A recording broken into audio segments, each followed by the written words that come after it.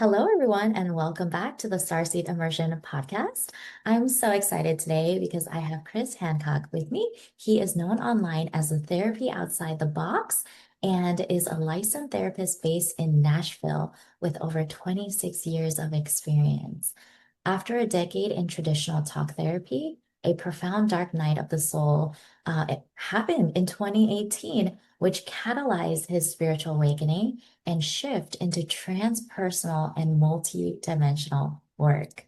Today, Chris serves as an instrument of divine will, channeling his co-created healing modality, multidimensional divine light transmission, and blending it with IFS through a shamanic alchemical lens he calls transpersonal IFS. Welcome, Chris. It is such an honor to have you on this platform and space Oh, today. thank you, Nikki. Thank you for the invite. I'm happy to be here, especially since we have that common connection with Kara Goodwin. Yes, I'm so Yeah, excited because the juiciest part is usually like your personal experience that I want to yeah. dive into. So I'm very, very curious to hear some of the things that happened within those 10 years of your Oh, awakening process and a little bit yeah. more about like how that led into the multidimensional work you do today.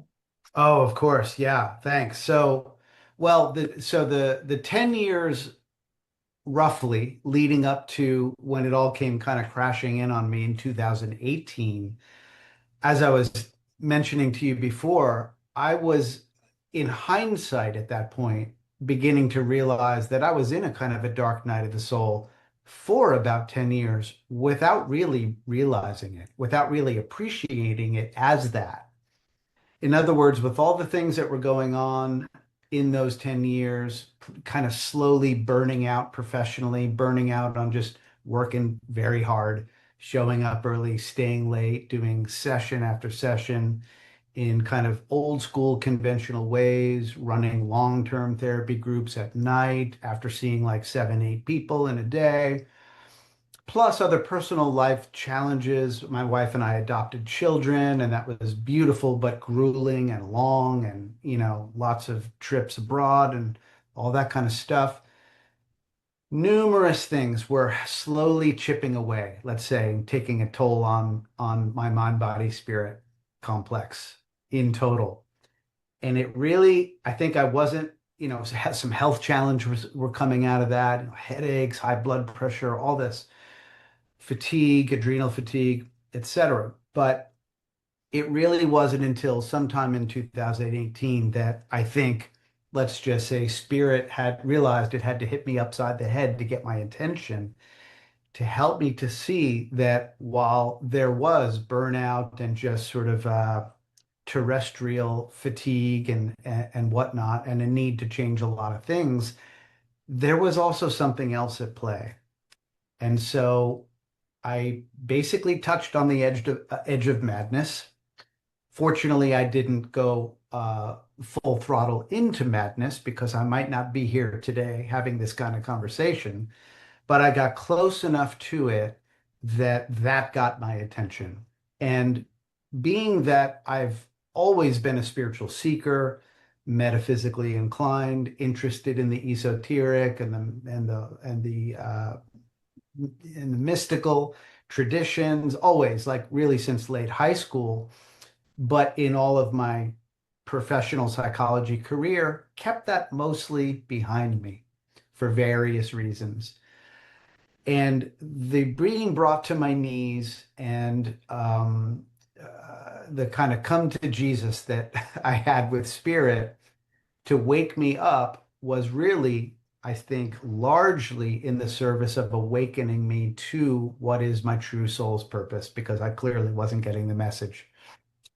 And so, long story short, for probably a good year and a half, I just conducted a surrender experiment where I just prayed and sat and meditated and long walks in the woods wherever and whenever I could, as often as I could, simply just asking for clarity because I was at that point completely lost.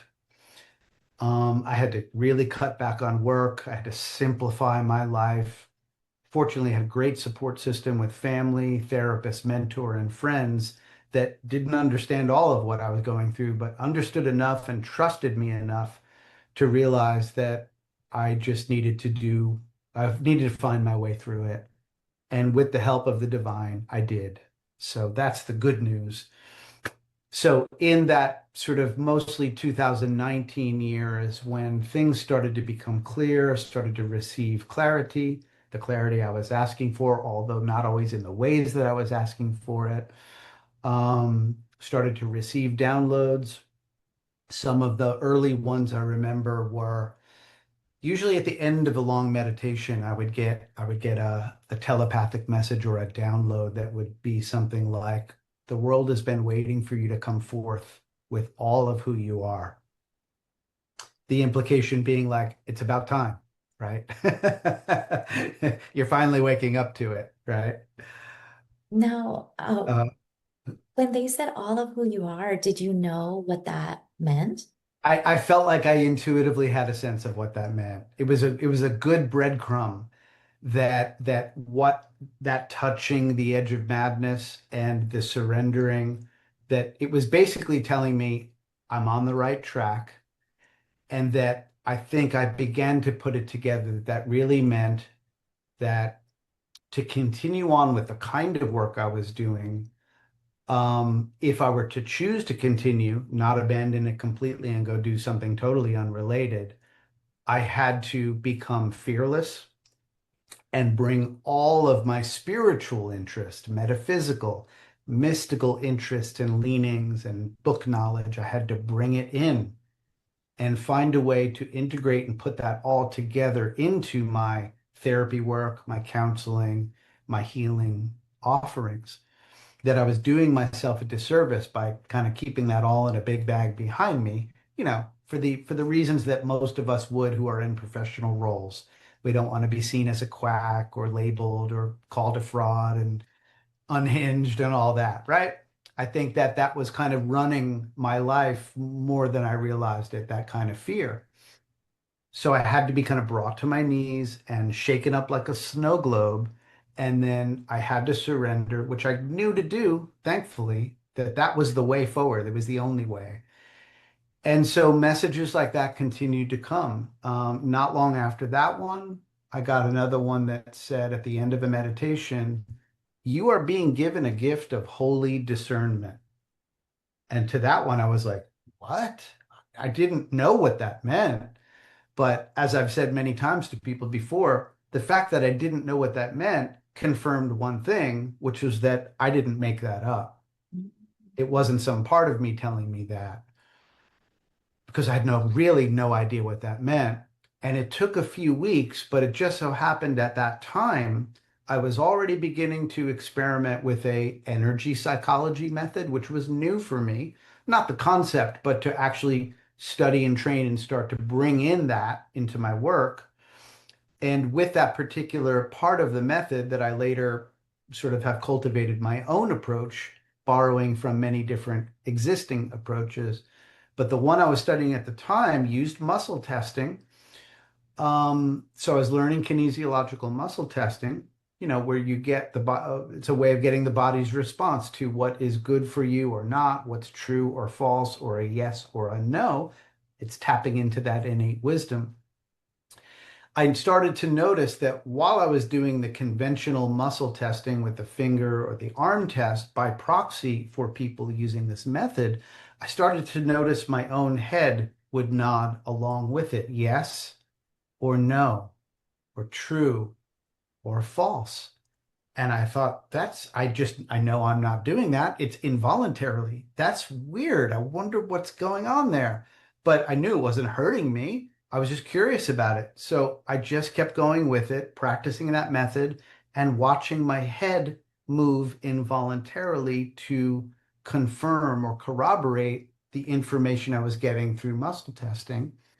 And then at some point, it dawned on me, oh, that's the practical application of this gift of holy discernment. Mm.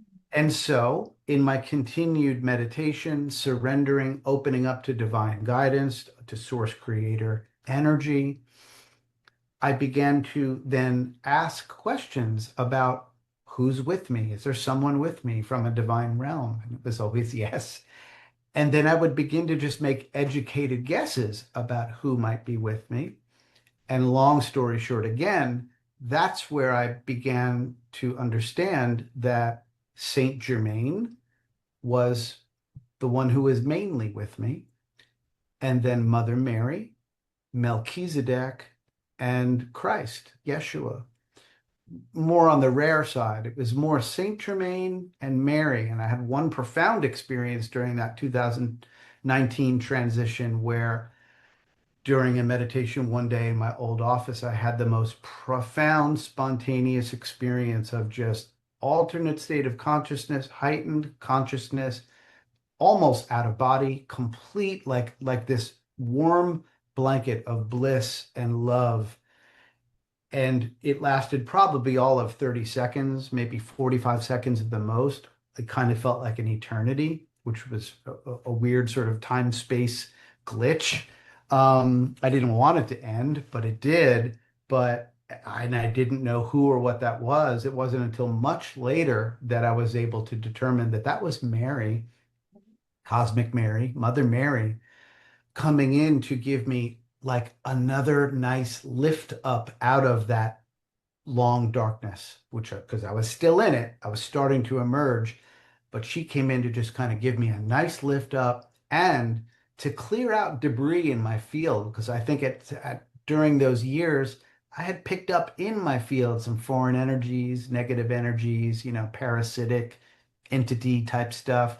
Nothing super malevolent, certainly not demonic, but just like hitchhiker energy, if you know what I mean. She cleared that all and lifted me up out of the darkness. And so one thing led to another. I kept going with that surrender experiment, and I still do.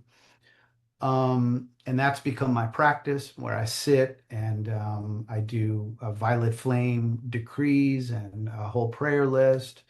And then I sit with whoever is working with me. These days, it's mainly Mother Mary who after, years from say 2020 to the present, using that discernment and the way my body rocks and will tell me that there's a toroidal field being set up, that higher divine sources are working with me.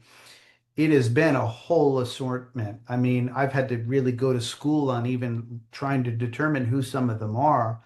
Many angels, ministering angels, archangels, not usually the big four that everyone knows, but lesser hierarchies of lesser known archangels, ascended masters, galactic positive polarity ETs. That's where I've discovered that I have a soul family connection to Pleiadians, Arcturians, and Mantis beings.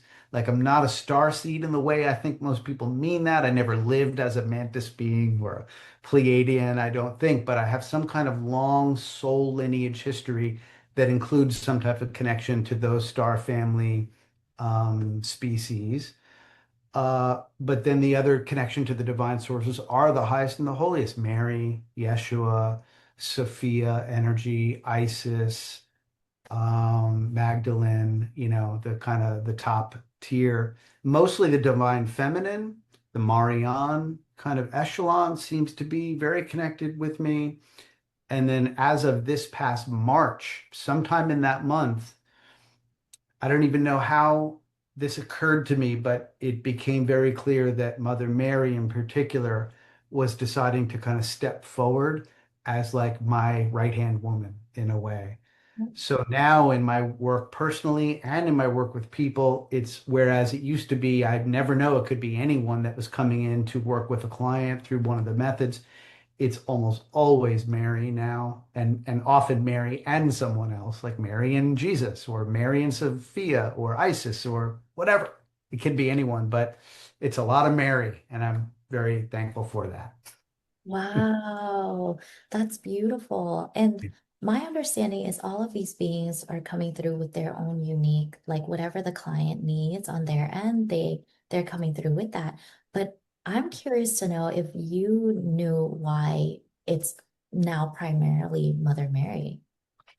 I don't really know. And it's funny because I there's also been this like telepathic message experiment that I've been in for about a year as well, where almost any day that I ask if there is a message for me, it's a yes. And if I can make the time to sit with pen and paper and use this kind of holy discernment to, tap into the field, tap into the energy of the messenger and bring through a message, I can do that. It's usually about a page or a page and a half long.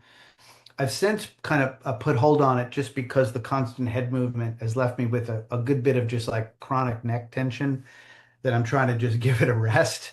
And I don't have a different way yet of confirming the information I'm getting. Like I'm not clairaudient or clairvoyant. If anything, I'd just say I'm sort of claircognizant or clairsentient, maybe. But it's mainly this head movement, yes, no, true, false, that I use to make sure I'm on track with the message I'm getting. But trying to answer the question of even in all of those messages, many from Mary and all these others that I've named and others that I don't even know who they are, all speak on various themes around the journey of my soul through embodiments and this mission and how they're all so glad that I finally woke up to it. I have not got confirmation on why Mary did step forward in this big way. She's not telling me, and neither is anyone else. So maybe I'm not supposed to know. Wow. And Yeah. I guess when clients come to you, like what difference have you seen, right? From a traditional therapist to now Yeah. doing the work that you do now, the significance of the multidimensional work that you do. Oh, I mean, it's like really beyond words. I'll try to put words to it because it's just so night and day. I went from just really traditional talk therapy, which has its place, to, I mean, I hardly do any of that now, really. People are coming to me to work with me with this channel I have to the higher sources, right? Which don't get me wrong, doesn't mean I'm special. Anyone can come online with this if it's sort of in the cards for you and you have the intention to surrender and connect and ask. I mean, that's how this all started for me with that pit of darkness and that edge of madness and just starting this surrender experiment. It's, ask, believe, and receive, right? So I've always been in that mindset. So it was not difficult for me to get there. I just needed to really go whole hog into it, asking for clarity. I wasn't asking for divine sources to come work with me, just to help clear up what is it that I'm going through. Help me to know what this is and what it isn't. That's all I was asking. And I just got so much more, obviously. But to try to answer your question, what's the difference is so night and day that so in the two experiential methods that I'm mainly using. So one is IFS parts work, which is traditional, it's nothing new, it's 40 years old. But I'm doing it in a transpersonal way.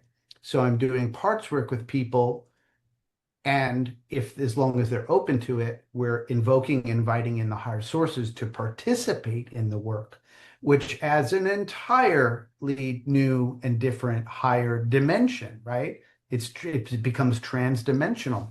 So I could be working with you, say, on helping you connect to some part of yourself that's carrying an old extreme belief or wound or extreme emotion, a trauma. That part's telling you about it, showing you images of it. That's all more or less kind of standard IFS or parts work. But let's just say we have Mother Mary present with us for that, as she often is.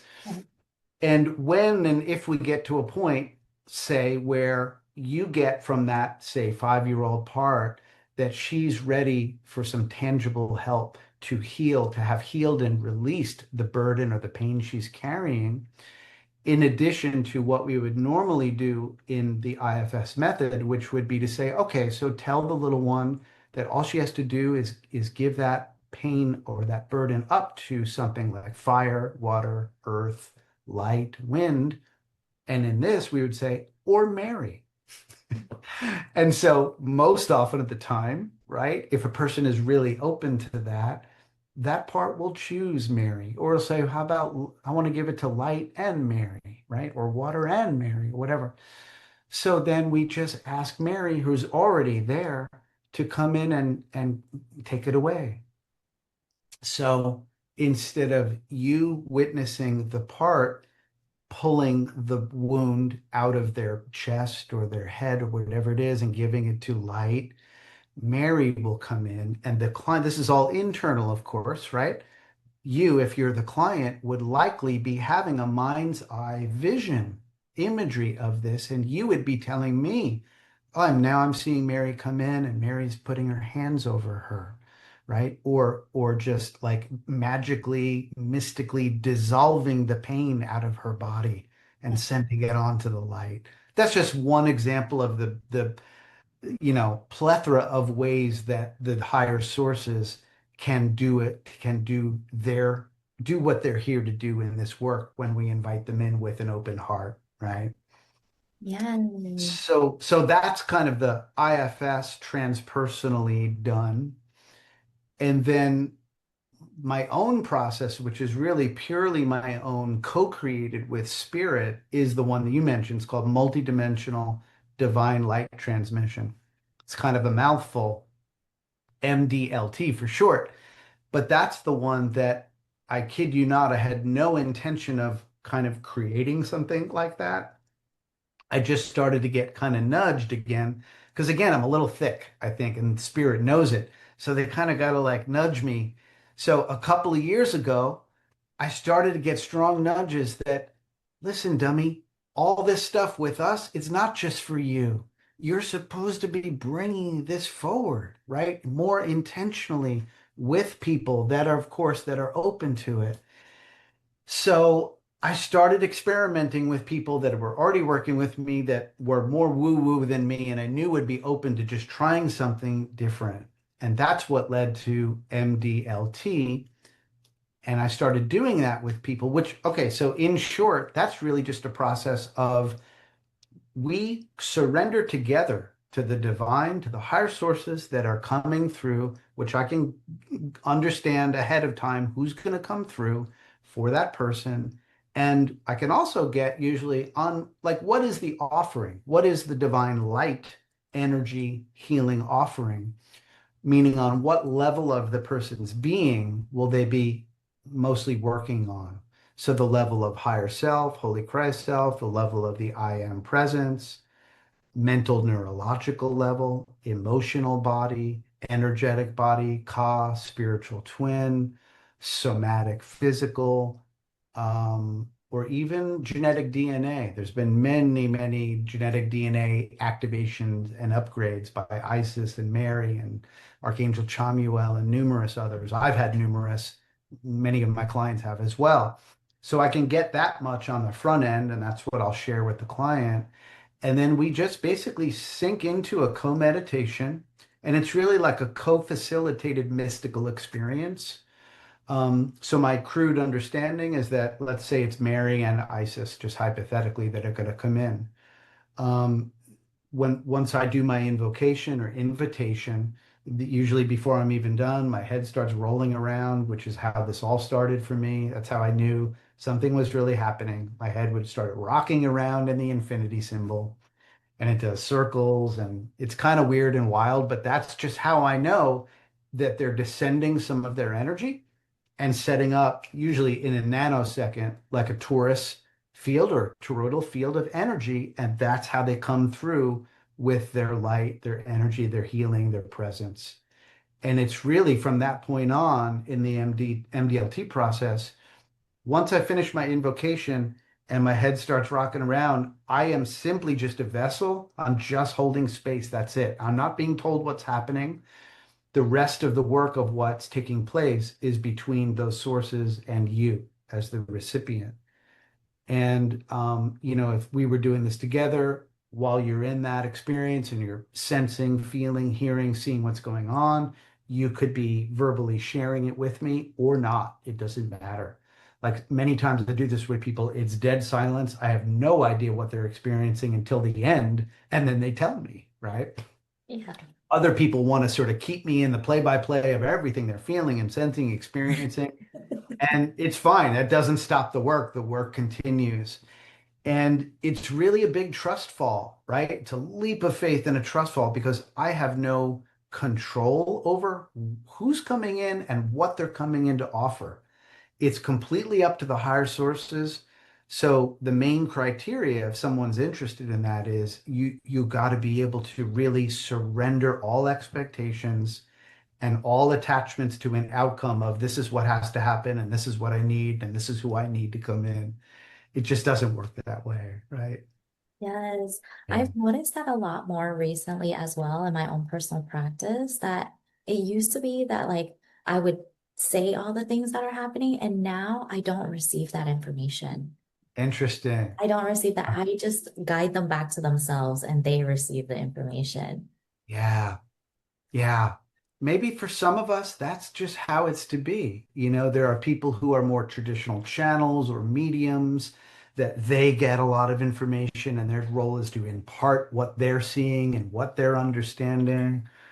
There's a place for all of it. That doesn't seem to be my role unless it evolves and changes, really is just to be an instrument, a vessel, and to hold the space, hold the field so the higher sources can come through and offer direct to the recipient or the client what it is that they have to offer, with the exception of like when they're coming in to join one of my therapy methods, like the IFS. That's where most of the time we're doing, I'm leading, and the person when they're in their higher self or their larger self, as we say in IFS, we're kind of doing the work, and whatever higher source is with us is just holding space until they're needed or requested, right? So there it's a little more it's different in that respect from the MDLT where we're just calling them in and it's their show, you Yeah. know. It's Yeah, orchestrated by the higher self and whatever they're ready to receive in the moment. exactly right. Wow. Exactly. Yeah. Well, we were talking a little bit beforehand about your personal spiritual experiences and like Shasta and other sacred sites. And I Oh, kind of yeah. wanted to bring that into a conversation because I do feel this Sure. resonance that many of us who are star seeds or who are connected, we Yeah. called into remembrance, into going to these places. So I'd love to hear what your insights and your takeaways and your experiences are. Yeah, so in the way that I became aware of Saint Germain, who's connected to Mount Shasta, that's where he was said to appear to a guy named Guy Ballard back in the 30s, and a long relationship developed from there between them, which led to books called Unveiled Mysteries and I forget the second one, the Green Book. All this is all that's all connected to the I Am Presence kind of movement. St. Germain Foundation, Summit Lighthouse Publishing. There's a lot of material there. Anyway, St. Germain is known as the great alchemist, the master of the seventh ray and the rays tradition, which is loosely associated with theosophy mainly. Um, the violet flame, the transmutational light energy. So because Saint Germain came in at the beginning of my opening up, out of the edge of madness into the beginning of this type of awakening, because Saint Germain was so instrumental in the beginning and he kind of led me to all this, I started to deep dive that. And that I became aware then of Mount Shasta, which I was already aware of having a mystical kind of mythos and history. I was not unaware of that, but it was not until maybe 2022, something in there, maybe 20, yeah, late 22. I then started to see literally like synchronistic signs of Shasta appearing everywhere, like everywhere, back of trucks, license plates, people bringing it up to me. So I started to, and then I would check my guidance, and then I would get again like a yes, dummy. We're trying to make it clear to you that the mountain is calling you. So long story short, I've been out there twice, both solo journeys. I had a guide on the first one take me out to some places since I didn't know where to go, and that was really cool. She would do activations and crystal bowls and just kind of let me have my experience. That's where when I was standing out and I think in the middle of Castle Lake and just sort of taking in the beautiful day and soaking in the energies and the light codes, I got their very clear download, just like a brief bit of past life data dump that I lived in Egypt, and that's part of why you're here. It's all connected. So I think there's a Lemurian connection there. I've got that I've never lived in Lemuria, but there's a soul connection, kind of similar to like the galactic soul family connection to Pleiadians, Arcturians, and Mantis. There's some type of soul memory connection to Lemuria or the wisdom of Lemuria, the heart-centered divine feminine. I think that had a lot to do with that Egyptian lifetime embodiment. Much more than that, I don't know, but that's part of the Shasta connection. So then I went back for the second time, again solo. And on that trip, I had already gotten very many messages through that sort of telepathic experiment that it was in the cards for me to go to Telos, the crystal city of light beneath the mountain, and to meet some of the beings that were communicating with me and still do. New Lemurian or Telosians, however you want to think of them. I'm in contact with two of them, feminine, one of whom, if I'm understanding it right, and I think I am, I had a past familial connection in that ancient Egyptian life. So she communicates with me. So on that second trip, really the intention was to go out and see if I can make that connection to an opening to Telos. Sounds kind of crazy still to me when I hear myself say it, but this is where, so, spoiler alert, after 4 straight days on the mountain, that did not happen. I think it still might if I still will give it a college try, and I'm going to. But I did spend 4 days meditating, having my guidance take me to different spots all over the mountain. And in between sitting meditations, starting on day one, I would get these strong nudges to stand up. And initially I was like, that's weird. Why would I be sort of being kind of commanded to stand up and like walk around a little bit?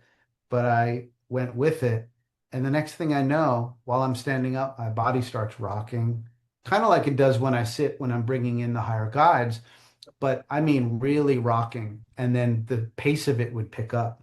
And then my hips would be moving in ways that I don't normally move. It's like I'm dancing.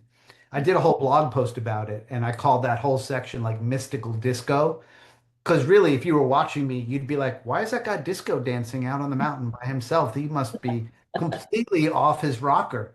And that's what it's like. I mean, I'm throwing shapes but it's involuntarily.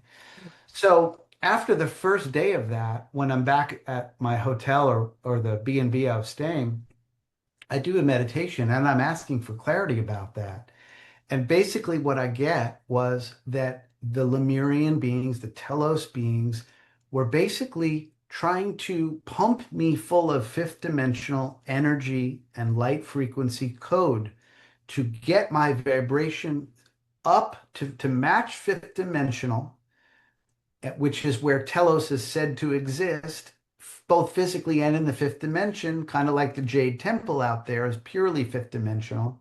They're trying to pump me with that energy to get and to hold it to get a stability to that frequency so that when I'm in the right place, ostensibly, so that they could open a portal and safely bring me through into Telos. Now, could I be wrong about all that? Absolutely. But that went on for 4 straight days. And I know one thing. This was not me deciding to voluntarily disco dance for hours and hours and hours alone out on the mountain in the blazing sun, during that August. It was something else. And so ultimately, it did not happen. The portal didn't open. And what I got when I got home was that I did nothing wrong, valiant effort, that everything was tried to reach that frequency match and hold it stable to safely bring me through. It just was not able to happen. But for me not to be discouraged or deterred, and that as long as I'm willing to keep trying, this will happen. We just don't know when. I love that. And I do feel chills because I recently received a reading from somebody who was Mhm. more in the field. And Yeah, she was saying the exact same things that to reach the level of access within it was yeah, called the Sacred Universal Codex of some kind. Like it's a uh, universal codex of sacred wisdom, but certain things are not given access to us because we cannot hold the frequency to yeah, access it. And it's through shadow work and then activating our light bodies and doing that work yeah, so that we can access those points. And then I saw it firsthand because, I understand healing and I've done healing and I've done activations and I've done all these things, but I yeah, didn't fully see that like click until I had an experience personally. And it was like, yeah, walking through this journey at first of healing the first 15 years of my life. And then I was granted access to the light ship. And then after I was granted access to the light ship to connect with my higher guides, I yeah. felt the energy of this wisdom. It was almost held in a container, like this energy Oh, yeah. bubble Neat.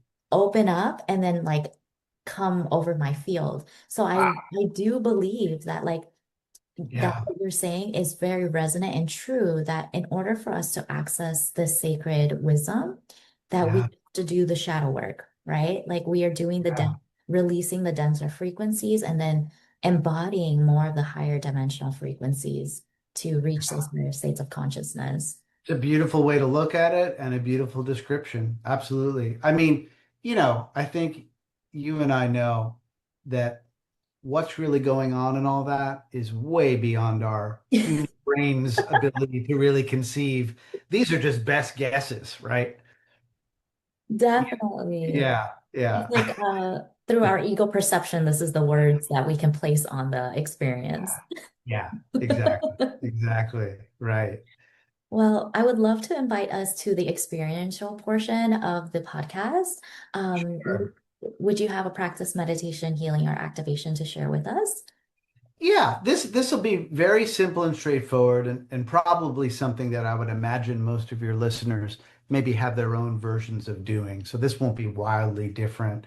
But I think this is a good like just sort of a primer for how to, as we say in the IFS model, how to go inside and begin to access what in that model we just call the self, which is akin to the larger self, true self, and really it's akin to the divine spark that is within all of us. So maybe if this might be especially helpful for people that want to believe that they have a divine spark, but they're not so sure. They're a little doubtful, or maybe they've been told that they're anything but divine, right?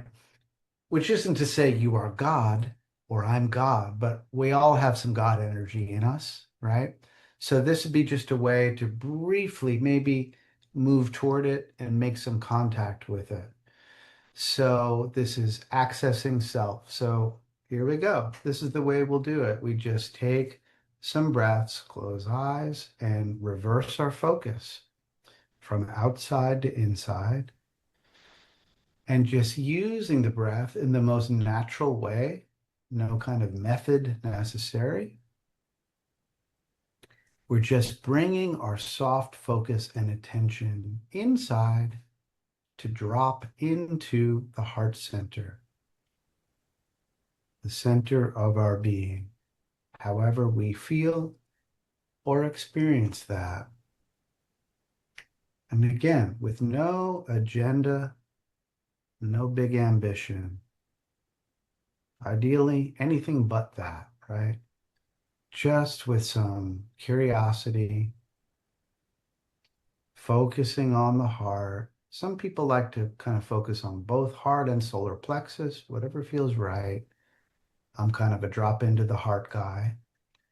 So as we're breathing into the heart center, we're just seeing what we notice, mainly in that area, but maybe extending a little bit of our awareness to inside our body and around our body, our whole field. and just seeing what we notice.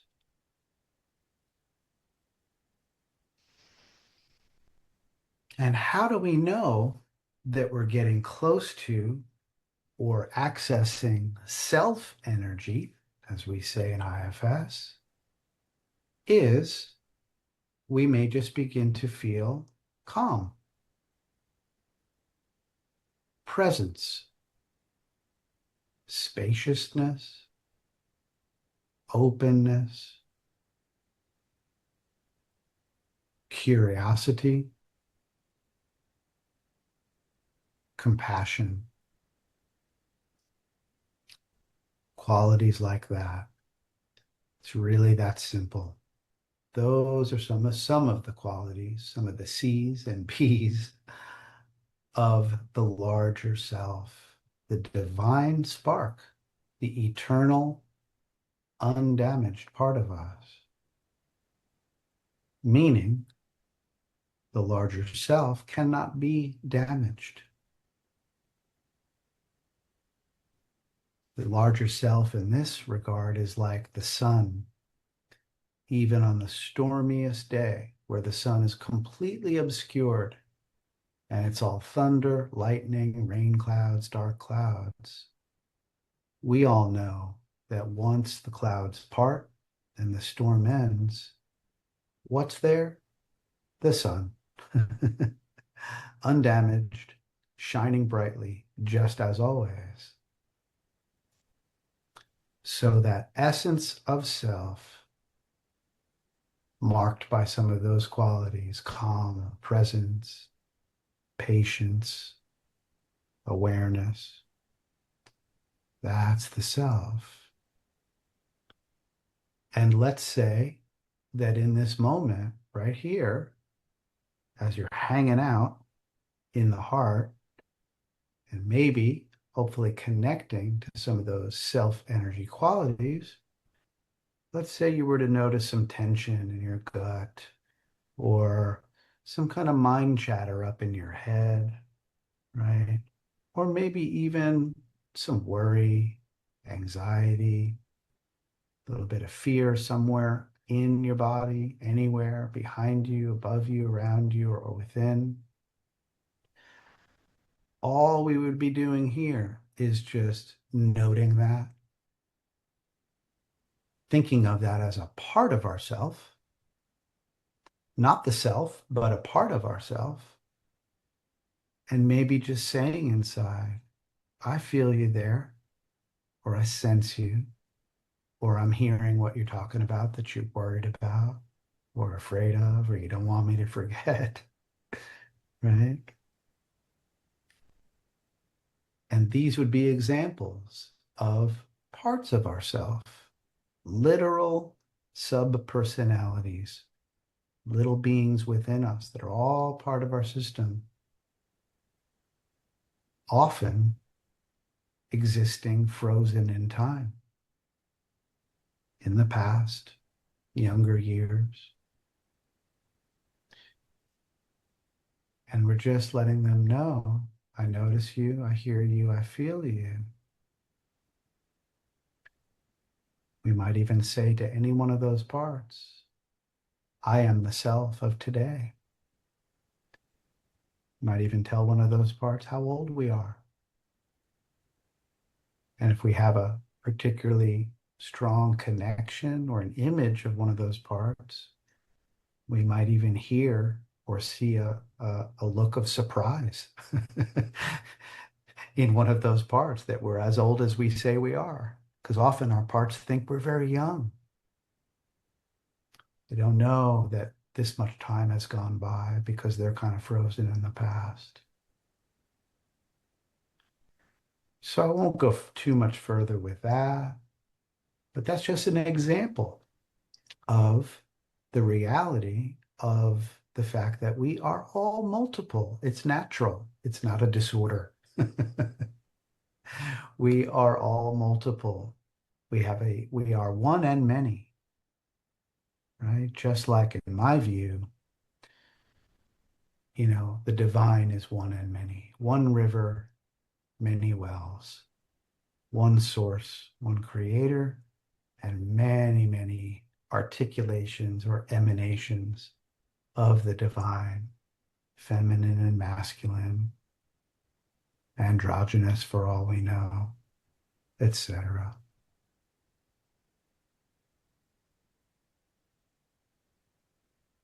And so maybe from this, we just come back with our full attention to the heart space and breathe into it and just say thank you to our whole system inside, all parts of us. And we let all parts know that they're welcome and sacred and valuable.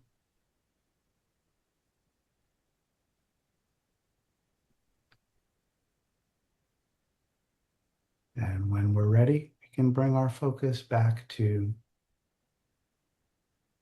the outside and the external. Thank you so much. I Yeah. felt all of that energy just come down. Did you? You dropped in, huh? Yeah. I did, because at some point I felt I was going into my head, and then after that I felt very Yeah. good. Beautiful. Yes, thank Yeah, you.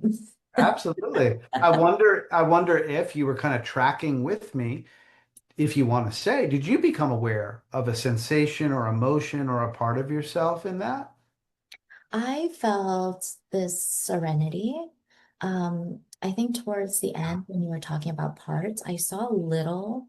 shadows of self Mhm. that I kind of hugged, and they like reintegrated with me. Oh, beautiful. Yeah. Yeah, and I think like at different levels too. So in my understanding, they may have been different ages, like little shadow selves in different ages. Mhm. I remember I did ask at some point, I said, did I need to know like any of their experiences to integrate them? And I got no, I didn't have to know like what Oh, was yeah. the separation, and Right. they were just able to integrate. That's okay, cool. Yeah, there's so many different ways to think about this. Like I have found, especially over these years, that folks who are really on the spiritual train, so to speak, they often tend to view their inner system initially, at least, much like you just described, like shadow aspects that want to be integrated. That's fine. Nothing wrong with that at all. It's just sort of different ways to skin a cat, as the old saying goes, right? In the IFS or parts work approach, we would tend to, if we were doing this as a session, I would have you spend a little more time with any part that you were noticing and really just stay connected to it, but figure out kind of how do you feel toward it and invite it to tell you anything it may need to tell you, because some parts might not. They're just like, yeah, just bring me home. Yeah. Emerge with you, right? That happens too. But oftentimes, especially if there were a lot of difficult challenges, traumas, etc., the more therapeutic approach, which we can still approach spiritually or metaphysically, we would want to spend time hearing that part, right? Really bearing witness to the story, letting it show us whatever it needs to show us about how hard or painful it might have been back then kind of maybe initiate doing that unburdening, like we were talking before, where we have that part give up its pain to fire, water, earth, or Mary, or whatever, and then we would make the invitation to integrate. But that's not always necessary. It just depends. That's kind of the art of it. Yes. And I do resonate with some of the parts, well, not in this experience right now, but Yeah. with what you've shared before. Sometimes the part does not want to integrate because there's a wisdom that needs to be like there's an emotion that needs to be felt. There's Yes. insight or wisdom that needs to be shared with you to come into your awareness before Yeah. you're ready to feel safe integrating, right? Something needs to be Exactly. so I Exactly. absolutely. So I'm curious if anyone's listening in Mhm. on the replay and you're doing this experience and you're having this, please leave a comment. Like I'd love to hear from you and what your experience is.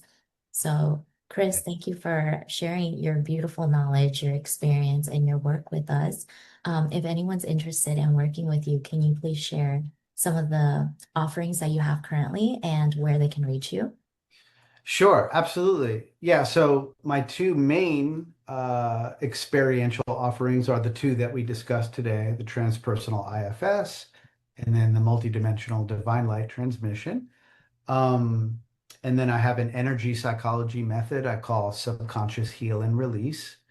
And then I just have sort of an integrative counseling track that can be for people who are maybe curious about all the rest, but not ready for all that yet. Just need to talk stuff out. Right.